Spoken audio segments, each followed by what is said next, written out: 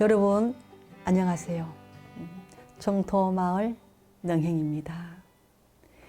90년대 중반에 임근택 감독님이 연출한 축제라는 영화 보신 분들 많으실 겁니다. 네.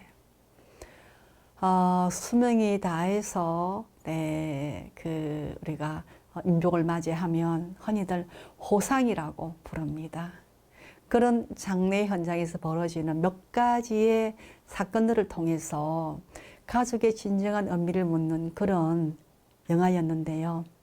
저도 30년간 죽음의 현장에서 그 영화와 유사한 비슷한 정말 리얼한 사건들을 너무나 많이 봤기 때문에 아주 공감이 크게 훅 왔던 그런 영화였습니다.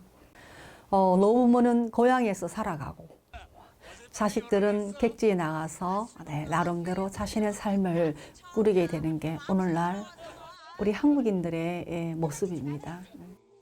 그러니 가족들이 만날 수 있는 기회도 점점 줄어들고 또 그러다 보니까 가족 간의 오해도 많이 쌓이고 그래서 뭐 거리도 멀고 갈등도 싫고 그러니까 그런 오해들이 이제 오래도록 깊숙이 이렇게 묵혀 있다가 이제 부모님이 돌아가시면 장례라고 하는 이 중요한 의식에 많은 사람들이 특히 혈육들이 모여들게 되죠.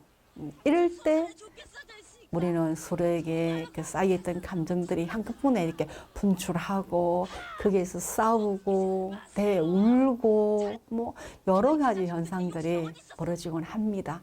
누군가가 죽지 않았다면은 평생 뭐 전화도 한 번, 편지도 한 번, 만나는 거는 더더군다나 어려웠을 친지, 이웃, 형제, 자매들이 그 장소에 어쨌든 간에 자주가 모이잖아요. 그래서 참 한 20년 전에는 기본이 5일 밤이었지만 요즘에는 이틀 밤이면 거룩한 장례의식이 끝이 납니다. 그 짧은 시간 안에도 많은 사건들이 일어나죠. 거기서 다시 우리는 가족의 의미를 찾게 되고 또 가족의 의미를 상실하기도 하고 또 거기에서 우리가 가족 공동체, 마을 공동체라고 하는 이 과거에도 있어 왔던 이러한 어떤 그런 분위기도 새삼 발견하게 되고 또 그런 것들이 어떤 의미를 가지고 있는지도 알게 되는 아주 여러 가지 차원의 배움이 있는 그런 현장이 됩니다. 김치요. 자, 웃으세요. 야, 이준석, 우리는 못 웃지만 너는 웃어라, 웃어. 그래. 아, 무슨 초당 났냐? 온 가족이 함께 사진을 찍으면서 했던 한마디. 웃으세요. 무슨 초상 났어요? 네. 저는 사정이 어찌됐든 간에 슬프지 않는 죽음이 어디 있겠습니까? 하지만 태어났기에 늙어졌고 여러분이나 저나 똑같아요. 여기까지 왔잖아요. 태어났기 때문에. 또 늙었기에 죽습니다. 이것이 모든 만물의 순리이죠. 네. 우리는 그거를 인정하고 받아들이면서 그렇구나 하고 알아차리는 순간 죽음은 우리에게 비극이나 단절이나 고통이 아니라 축제일 수 있다라는 거죠. 사람들이 살아가는 모습이 참 다차원적이죠. 어느 한 사람 아마 같은 사람 없을 겁니다.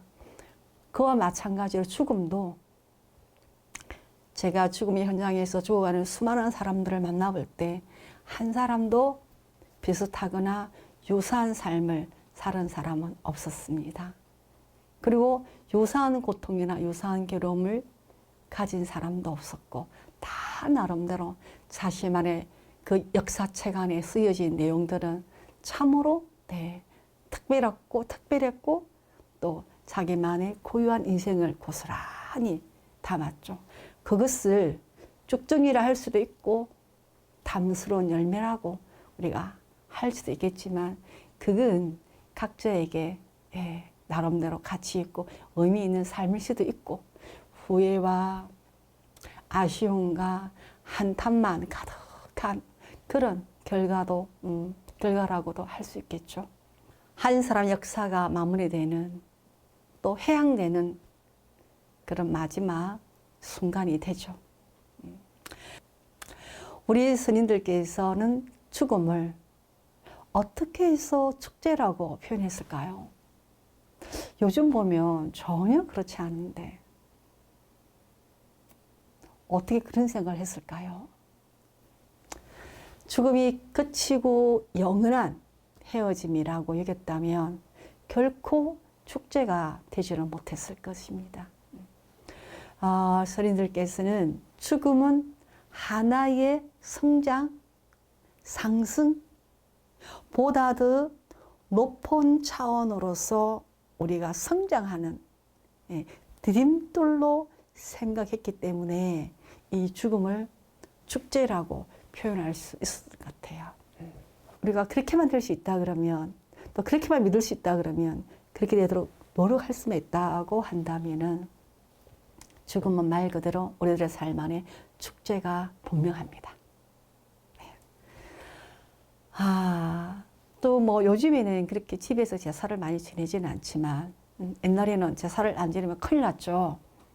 그 제사라는 문화도 사실 이 죽음을 통해서 떠나간 그분을 추모하고 애도하고 그리워하고 추억을 함께 공유하는 그런 시간들을 만들어내기 위해서 이 제사라는 그 우리들의 그 문화는 매우 중요했습니다. 그 또한 어찌 보면 가족의 잔치, 가족의 축제 이런 것으로 이어졌다고 봐도 되죠. 그런 제사라고 하는 매개체를 통해서 먼저 떠나간 사람과 살아있는 우리들이 서로 묵시적으로 소통하는 자리를 마련하고 우리들의 마음을 표현하고 우리들의 마음을 보내줄 수 있는 아주 영적인 그 소통의 공간이었다고 할 수 있겠습니다. 이렇게 떠난 사람들이 정말 죽음이 끝이라고 여긴다면 우리는 아마 이런 축제가 가능했을까요? 그렇지 않았을 것입니다. 하지만 이게 끝이 아니기 때문에 이 죽음이 장례 문화나 제사 문화라든가 이런 걸 통해서 우리들에게 축제와 같은 그런 좋은 정서를 제공하지 않았나라고 생각을 합니다. 그래서 옛 사람들은 자신의 죽음이 다가오는 것을 직감적으로 아마 알았나 봐요. 그래서 윤달이면 몇 자리도 찾아놓고 수의도 만들어 놓고 이렇게 또 자식들이 입을 상복도 미리 다 만들어 놓고 이렇게 저렇게 자신의 죽음을 매우 구체적이고 사실적으로 우리의 할아버지들, 우리의 아버지들은 준비를 했습니다. 이러한 과정은 결코 그 준비하는 모습을 보면서 주변의 자녀들이 왜 우리 어머니는 수의를 만들까? 왜 우리 아버지는 몇 자리를 미리 저렇게 정해 놓을까? 하고 비통해하거나 우리는 슬퍼하지 않았던 기억이 있습니다. 여러분 그렇죠? 이게 순리구나. 매우 자연스러운 것이구나 하고 죽음을 좀 더 가까이에서 보려고 좀 더 가까이에서 직면하려고 했던 우리들이 있었던 것 같아요. 네. 그래서 옛날에는 자신이 살고 있던 집에서 죽지 않고 집 밖에서 죽으면 이것이 객사라고 하여서 굉장히 상스럽지 못하다, 길상스러운 죽음이 못 된다 해서 밖에서 돌아가시려고 해도 집으로 모셔서 집에서 가족들 품에서 안전하고 편안하게 갈 수 있도록 최선을 다해서 자손들이, 이웃들이 도왔던 것 같습니다. 그렇게 되면 이제 만약에 어떤 사람들은 자기가 살던 집에서 편안하게 가족들이 함께 있는 그 중심에서 자기의 죽음을 이렇게 그 죽음의 여정을 이렇게 해갔던 옛 사람들은 그 죽음을 통해서 가족들도 죽음이라는 것은 이렇게 진행되고 이렇게 맞이하고 이런 준비들을 하는 거구나 하고 배우면서 우리들의 그 죽어가는 사람들의 그 죽음의 질도 높아지지만 옆에서 지켜보는 가족들의 삶의 질, 죽음의 질도 함께 높아졌다라는 거죠. 상과 죽음은 결코 둘이 아닙니다라고 제가 이런 얘기하면 여러분 공감할 수 있어요? 아 진짜요? 아닐 것 같은데. 네. 정말 밀밀하게 보면 상과 죽음이 둘이 아니긴 한데 현실에서는 분명히 둘입니다. 삶은 삶이고 죽음은 죽음이에요. 근데 이것이 둘이 되지 않기 위해서는 우리는 어떤 노력을 해야 하는가? 또 이런 과제가 주어집니다. 죽음과 삶은 늘 공존하죠. 삶의 그림자. 이것이 죽음이라 해도 틀리지 않을 겁니다. 우리가 하루를 살았다는 것은 하루를 죽었다는 것과 같습니다. 여러분 어떠세요? 오늘 하루 이 방송 어느 시점에 보고 있나요? 오후인가요? 네. 그럼 벌써 반은 죽은 겁니다. 오늘이 가면 우리는 죽음 앞에 하루 더 아주 가까이 다가갑니다. 이렇듯 삶과 죽음은 서로 길한 관계로 공존하는 것이죠. 네. 이 때문에 죽음을 대단히 특별하고 예외적인 다른 사건으로 규정지으며 멀리하려고 하는 태도는 우리가 삶과 죽음에 대해서 정말 아무것도 모르는 무지의 소산이라고 할 수 있습니다. 네. 의사가 죽음을 선고하면 참 조금 전에 나의 아버지였고 어머니였고 아내였고 남편이었고 내 자식이었지만 딱 심장만 멎어버리면 우리는 견디지 못해요. 이 심장이 멎어버린 이 사람을 바라보는 것을 우리는 견디지 못해요. 그래서 최대한 빠른 시간 안에 어디론가 없애버려야 돼. 네. 제가 이 부분이 정말 30년 동안 가장 저를 마음 아프게 하고 힘들게 하는 바로 이겁니다. 어떻게 5분 전에 내 아내였고 내 남편이었고 내 자식, 내 부모님이었는데 딱 심장이 멎어서 사망 선고가 딱 됐어요. 그러면 바로 데리고 어디로 가요? 네. 장례식장, 아주 어두컴컴한 어느 한 귀퉁이에 있는 냉장고 속으로 들어가야 합니다. 이거 20년 전에는 생각도 상상도 할 수 없었던 일이에요. 20년 안에 이런 문화가 어디서 나타났을까요? 놀라워요. 네. 그래서 저는 좀 이렇게 몸이라도 씻고 심장이 좀 다 씻고 난 뒤에 좀 천천히 이렇게 모시고 가라고 권하면 뭐 환자들이 못 견뎌야 합니다. 예. 빨리 얻어놓은 거 없애버려야 돼요. 그래서 정말 돌아가신 분을 뺏어가듯이 원래 막 데리고 가는 사람도 있어요. 자, 그런 거 보면 야, 우리는 뭘 위해 살고 있나? 왜 살지? 우리가 왜 뭐 때문에 아내라고 남편이라고 자식이라고 그토록 인생을 바쳐서 희생했을까?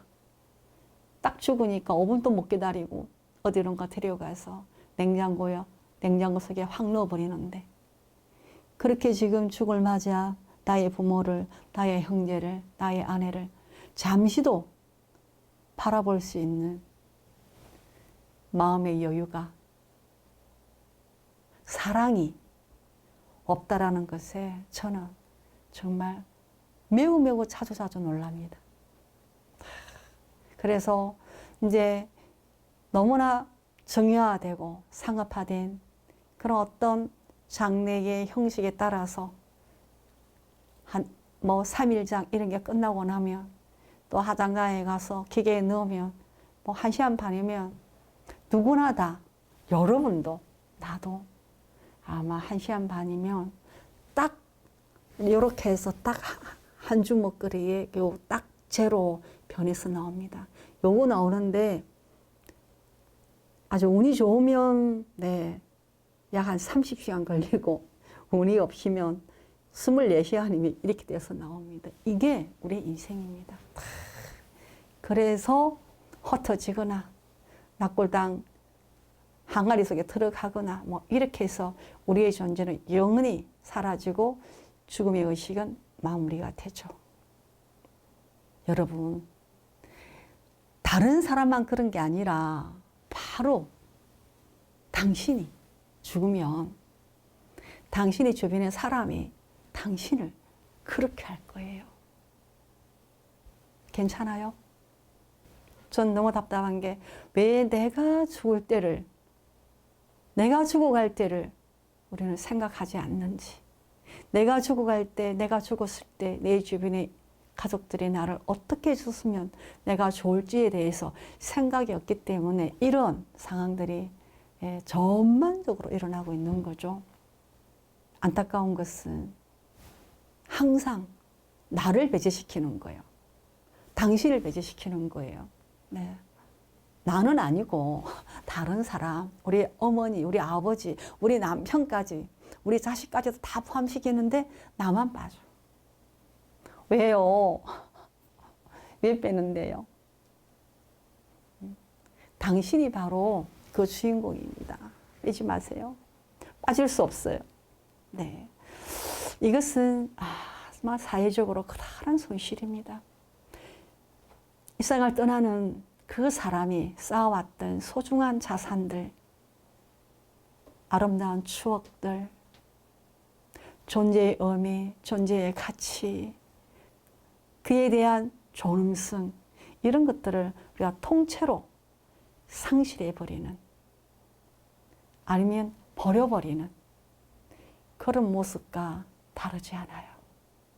이 세상에 무인 한 분이 사라지는 것은 도서관 하나가 사라지는 것 같다고 누군가가 말했습니다. 죽음이 이렇게 오랜의 상가 문화 속에서 경기 대상으로, 네, 비대면의 대상으로 네, 치부되는 동안 우리는 죽음에 대한 사유를 상실했습니다. 그런데 우리는 이 죽음에 대한 배움과 준비에 대해서 아주 그냥 까마득히 잊고 삽니다. 그것뿐 아니죠. 우리 너무 죽음 앞에 천진난만한 거예요. 네. 그러다 어느 날 성큼, 요즘에 얼마나 병도 가지가지 많습니까? 사고도 많습니까? 자다가 죽는 사람, 가다가 죽는 사람, 오다가 죽는 사람, 아파서 죽는 사람. 뭐 이유가 있든 없든 간에 네, 수명이 닿으면 죽어가는 사람이 비일비재하고, 요즘에는 코로나로 얼마나 많은 사람이 전 지구에서 죽어가고 있습니까? 참 그래도 우리는 끝까지 버티죠. 그들은 다 코로나로 죽어도 나는 아닌 거예요. 나는 괜찮은 거예요. 나는 그 대열에서 딱 빠져 있다라는 겁니다. 어떻게 이럴 수 있죠? 네. 그래서 이제 이렇게 막 우리가 우기고 살죠. 나는 아니야라고 막 우기는데 우겨도 소용없습니다. 때가 되면 죽음은 나 앞에 나타날 것이고 우리는 당신과 나는 그 삶의 마지막 남은 한 점을 붙잡고 네, 정말 몸부림치겠죠. 내가 왜 죽어야 하는지, 내가 왜 더 살 수 없는지에 대해서 네, 세상을 향해서 분노하고 원망하면서 물을 겁니다. 그렇지만 아무도 거기에 대해서 답하는 사람이 있을까요? 네, 한번 우리가 생각을 해봐야 되겠죠. 우리의 죽음의 문화가 이렇게 급속도로 변화되다 보니까 마땅히 네, 보장되어야 할 인간의 존엄성 정말 찾을 길이 없어요. 우리가 뭐 더 잘 살고 문화와 과학에 발달하고 네, 의식주의 수준이 높으면 뭐 하겠습니까? 아 정말 높기는 한 걸까요? 여러분 높습니까? 네? 얼마나 높아요? 자, 이 형편없이 떨어져 버린 죽음의 질은 지금 우리 사회가 결코 예전에 비해 나은 사회가 아니라는 이 단적인 증명입니다. 전 이런 부분을 보면서 우리가 마지막 이 삶에서 챙겨야 할 것이 수행이구나. 수행의 힘으로 죽음이 아닌 죽음을, 죽음 그 너머의 죽음을 볼 수 있는 그러니까 지견을 가져야 된다라는 그런 마음이 참 절절하고 절실하게 많이 일어납니다. 참 고단하고 힘든 길이지만 죽어가는 사람들을 돌보는 호스피스의 길에 이탈하지 않고 30년이라는 긴 시간을 어찌보면 또 아주 짧은 시간을 걸어올 수 있었던 것 같습니다. 늘 항상 보는 거지만 죽음이 가까워지면 항상 가까운 가족들도 내 가족의 죽음에 어떻게 대응해야 하는지, 어떤 도움 필요한지, 또 어떤 환경이나 뭘 어떻게 해야 되는지 몰라서 당황하고 쩔쩔매는 사람들이 부지기수죠. 네. 이렇게 뭐 준비는 고사하고 죽음 자체에 대해서 인식조차도 없는 사람들이 많다라는 겁니다. 네. 자, 그럴 때 이제 죽음을 돌보는 이런 영적 돌봄가들을 이제 주변에 이제 뭐 캐톨릭도 기독교도 불교도 이제 주로 성직자들이 이런 부분의 역할을 맡아서 하고 있는데 이럴 때 이제 죽어가는 사람이랑 그들의 가족의 그런 어떤 영적 고통들 돌보고 또 길을 안내하고 또 그런 혼란과 혼돈을 수습해주는 그런 역할을 하면서 그 죽음의 존엄성이 조금이라도 그 유지될 수 있도록 그 죽어가는 사람들의 그런 죽음의 환경 안전할 수 있도록 준비해주고 또 다음 생도 더욱더 좋은 환경을 조성할 수 있도록 돕는 이제 그런 역할들을 저희가 하죠. 제가 오늘 여러분들에게 아주 짧게 사례 하나를 소개해 드리겠습니다. 이 사례는 우리가 죽어갈 때 이런 그 죽음의 환경, 죽음이 놓여지는 그 환경이 얼마나 중요하고 이제 죽음을 돌보는 사람들의 역할이 얼마나 중요한지에 대해서 제가 여러분들에게 짧은 사례 하나를 나눌까 합니다. 이 사례는 그리 오래된 사례는 아닙니다. 엄마가 결혼을 해서 딸을 낳았는데 엄마가 암이 걸렸어요. 그러니까 아빠가 아이와 병든 아내를 두고 도망을 갔어요. 그래서 집에 아이하고 엄마만 남게 됐는데 이 아이가 몇 살이냐면 10살입니다. 여자아이인데. 그래서 이 여자아이가 이제 학교도 가야 하고 엄마도 돌봐야 하는데 이웃집에 이모가 살고 있었어요. 이모가 좀 도와주기도 하고 그랬는데 엄마의 그 암은 전신으로 다 전이가 돼 있어 통증이 이루 말할 수가 없고 엄마는 거동도 제대로 할 수 없고 그런데 이제 이 아이가 학교 갔다 오면 엄마가 뭐 싸놓은 똥도 치워야 하고 엄마에게 죽도 써서 먹여야 하고 이게 완전한 보호자 역할을 하고 학교도 제대로 못 가고 막 이런 이제 상황이 벌어진 거예요. 그리고 이제 아이가 그렇게 아파하는 엄마를 옆에다 누워놓고 같이 자야 되고 먹어야 되고 살아야 되는 게 이 아이에게 너무나 큰 공포고 두려움인 거예요. 그래서 이제 누군가가 정토마을을 소개해서 그 아이와 엄마가 저희 병원에 입원을 하게 됩니다. 아이가 따라와요. 따라와서 이제 엄마를 병원에 이제 입원시키면서 아이가 떠나려고 해요. 근데 중요한 건 엄마가 벌써 눈이 실명이 와가지고 아이를 볼 수가 없는 겁니다. 근데 말을 할 수 있기 때문에 계속 아이를 찾아요. 아이 이름을 부르면서 아이에게 항상 묻는 말이 밥 먹었니? 옆에 누가 있니? 너 혼자니? 밥 먹었니? 옆에 누가 있니? 이제 병원 입원했지만 그래도 엄마 여기 병원이야. 간호사도 있고 의사도 있어 라고 할 때 엄마는 계속 아이를 찾아요. 그러고는 밥 먹었냐고 계속 물어요. 밥 먹었니? 정말 많이 가슴 아프고 그런 광경을 쳐다보는 것 자체가 저희들도 고통이 일어나죠. 예. 이제 아이가 이제 도망가려 하는데 엄마가 계속 아이를 찾으니까 아이를 보내줄 수가 없는 거예요. 그래서 이제 아이가 편안하게 있도록 방을 하나 준비해서 주고 또 아이를 따로 돌보는 봉사자를 붙여서 아이를 씻기고 입히고 먹이고 잘 재우고 이렇게 아이를 안심시키고 그러면서 이제 엄마도 좀 더 적극적으로 동정을 조절하고 간호사들이 엄마를 잘 도와주면서 이 아이가 안심을 하는 거예요. 그 엄마도 그래 이제 오면은 엄마가 불러서 병실 오면 엄마가 아이와 함께 밥 먹었니? 옆에 누가 있니?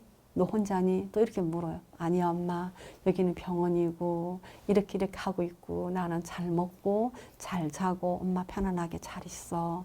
이렇게 해서 아이와 엄마를 3개월 동안 돌보는데 저희들이 정말 여러 사람이 팀을 이루어서 헌신적으로 아이를 돌봤습니다. 근데 아이만 돌보는 게 아니라 그 엄마까지. 그래서 이제 끝까지 아이가 학교에 얘기를 하고 3개월 동안 엄마의 마지막에까지 동행하도록 도왔어요. 같이 돕고 엄마와 잘 작별하고 이렇게 이제 엄마는 떠나가고 이제 아이는 이모 집으로 가서 맡겨지는데 저희가 그 아이가 고등학교 졸업할 때까지 이렇게 계속 이렇게 아이를 챙기면서 아이가 사회인이 될 때까지 돌봤던 그런 사례입니다. 그래서 호스피스 완화의료, 특히 이제 우리 불교에서 하고 있는 정토마을 호스피스는 환자만 돌보는 게 아니라 환자와 그 가족들의 고통과 괴로움까지도 함께 우리가 공유하면서 그 고통을 완화하려고 노력을 많이 여러 사람이 노력을 기울이죠. 그래서 그 아이가 건강하게 간호대학을 가고 지금은 간호사가 되어서 이제는 사회생활을 아주 건강하게 잘 하고 있습니다. 그만큼 이 마지막 죽어가는 상황에 있는 사람들의 고통, 환경, 처지, 여러 가지 측면의 어려움들을 돌보는 것은 그 사람의 삶의 질뿐만 아니라 그 가족들의 삶의 질도 함께 높여준다라는 걸 여러분들에게 말씀드리고 싶어요. 여러분들도 이렇게 죽어가는 사람들의 고통과 괴로움, 그 힘듦에 좀 이렇게 눈을 열고 가슴도 열고 마음도 열어서 이렇게 좀 엿보면서 크기에서 죽음을 배우는 거 정말 좋은 방법입니다. 이렇게 그 마지막 생명을 우리가 사랑으로서 품고 돌보고 그들이 그 고통과 괴로움에서 벗어날 수 있도록 힘이 되어주는 이 하스피스 활동 이 활동은 우리들의 메마른 가슴에서 그 용서와 사랑이 자라나게 하고 또 다음 생을 왜 준비해야 되는지 아주 확고한 신념이 우리 안에 자라나도록 도움을 줍니다. 매우 가치 있고 의미 있는 그런 일이지요. 그래서 저는 그러한 여러 수많은 사례들, 그들이 가지고 있는 그런 역사 속에서 향기처럼 피어나는 고통들, 이런 고통들을 조금씩 완화해 주면서 기꺼이 이생의 마지막 가는 그 지점까지 벗이 되어 주기로 생의 마지막 항해를 함께 해주기로 했죠. 첫 한자를 떠나보낸 기억이 정말 생생한데 어느새 30년이 흘렀네요. 그동안 수천 명의 환자를 보내면서 저는 배웠고 알게 되었습니다. 죽음에서 또 다른 삶의 시작. 이것은 혼자도 가능하지만 주변에 정말 길을 아는 아니면 그 길을 배우고 익힌 사람들이 손을 잡아주는 것. 이거는 정말 그 살아있는 사람들이 떠나가는 그분에게 줄 수 있는 정말 멋지고 아름다운 선물이에요. 선물 중에 최고의 선물입니다. 난 여러분들에게 물어보고 싶어요. 여러분들이 떠날 때 누군가가 그런 선물 줄 수 있는 사람 가까이 곁에 있나요? 참 이 길이 힘들고 어렵지만 가볼 만한 가치가 있는 길입니다. 많은 것들이 필요로 하고 많은 사람들의 도움이 필요한 길이긴 하지만 한 사람의 마지막 삶을 아주 안전하고 풍요롭고 평화롭게 잘 떠나가도록 우리들은 디딤돌이, 징검다리가 되어줍니다. 돌아보면 30년 전으로 돌아보면 그때는 정말 그 말기암 환자들의 그 삶이 비참하고 매우 고통스러웠습니다. 그들이 돌볼 시설도 필요했고요. 또 그들을 돌볼 사람도 많이 필요했습니다. 의사, 간호사, 하다못해 정은을 가꿔주는 사람들까지도 많이 필요했죠. 그때는 제가 출가한 지 얼마 안 된 정말 풋내계 스님이었지만 참 지금 돌이켜보면 어떻게 그 길을 헤치고 여기까지 왔나 아득합니다. 그래도 참 그 길에는 용기가 자주 필요한데요. 그 길에서 제가 여기까지 올 수 있었던 것은 그 스님들이 잘하는 게 있어요. 탁발 있어요. 여러분 혹시 기억나나요? 탁발을 스님은 이 말기암 환자들을 위해서 한 27년 전에 시작을 했습니다. 그때 처음 제가 탁발에서 받은 돈이 50원이었어요. 그 50원이 떨어지는 소리가 땡그릉하고 지금도 제 귀에 생생합니다. 참, 그로부터 세월이 한 2, 3년 흐르고 충북 청주의 산 어느 한켠에 최초로 근대사의 최초로 불교 호스피스 센터가 생겼습니다. 촉탁이랑 간호사들이랑 함께 일을 하게 됐는데요. 거기에 제가 지은 집은 조립식으로 100평 집을 지어서 그때가 2000년도입니다. 2000년도에 첫 이제 문을 열었는데 그에 137명이 임종을 하셨어요. 1년이 365일이면 2, 3일에 한 걸로 돌아가셨다는 얘기가 되는 거잖아요. 참 그때 제가 딱 39세에서 40세 사이에 있었는데 지금 돌아보며 야 어떻게 했지 할 정도로 아련합니다. 그렇게 해서 이제 정토마을 호스피스가 탄생했고요. 마침내 이제 지난 2014년도에 울산시 울주군 성남사 근교에 소립식이 아니라 현대식 병원 시설을 갖춘 정토마을 자재요양병원이 오픈하게 되었습니다.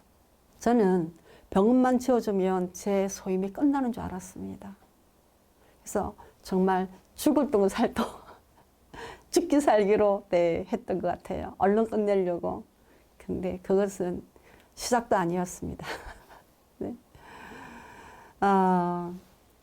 시설을 짓고 환자가 들어오면서 더 많은 환자가 충청도에서는 15병상이었는데 여기는 이제 140병상입니다. 네. 요양병원, 하스피스 다 합치면 140병상인데 네, 이제 이게 더한 거예요. 네. 이제 거기에서 만나는 수많은 보호자들, 환자들을 보면서 이 죽음의 준비가 하나도 되어 있지 않고 아니 죽음이라고 하는 이 사실조차도 잊고 사는 사람들을 더 많이 만나게 되면서 저는 시설도 필요하지만 정작 중요한 것은 죽음을 대하는 우리들의 태도와 의식의 개혁이라고 생각했습니다. 그래서 이 의식이 죽음을 대하는 태도가 바뀌지 않는 이상에는 우리는 죽음으로부터 끌려갈 것이고, 네, 세상으로부터 버림받을 것이고, 우리 다음 생은 이 생처럼 대책 없이 또 어떤 모습으로 또 재생이 되겠죠. 네. 자, 그래서 이번에 이렇게 유튜브라는 공간을 공간에 정토마을 TV라는 채널을 개설하고 여러분을 만나는 것도 제가 30년 동안 하스피스 병상에서 경험했던 이 죽음과 우리들의 정말 처참하고도 적나라한 삶의 이야기를 여러분들과 공유하면서 죽음의 준비, 이것이 곧 또 다른 삶의 준비라는 것에 대한 인식을 심어가고 키워가기 위해서입니다. 죽음은 살아있는 이들에게 큰 깨달음을 줍니다, 여러분. 여러분이 비대면하지 말고 죽음을 대면할 수 있는 용기가 있다면 이 방송을 할 때마다 귀를 기울여 주시고 또 정토마을 자재요양병원에 여러분이 마음을 기울여 보시면 준비하는데 죽음을 배우는데 많은 도움이 될 것입니다. 네.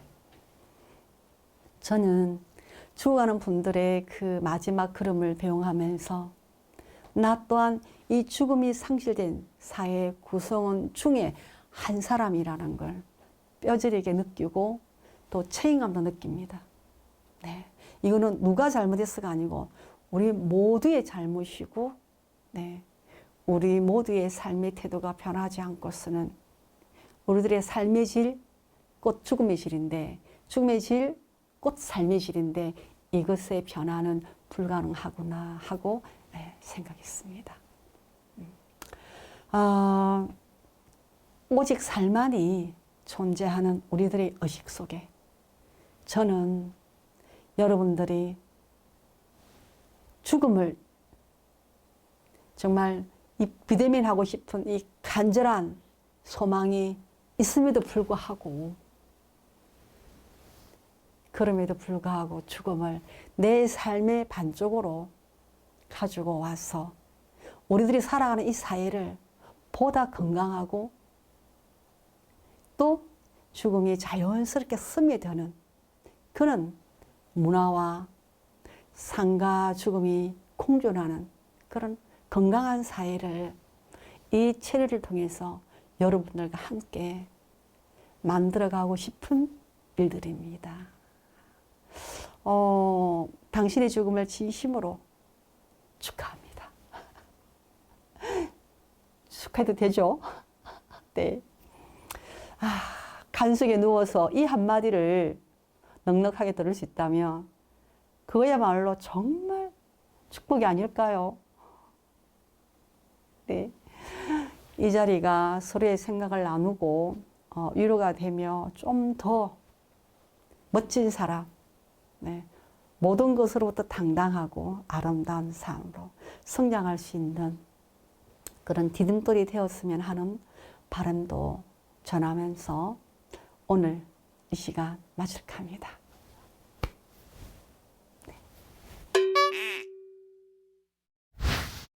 구독, 좋아요 눌러주세요.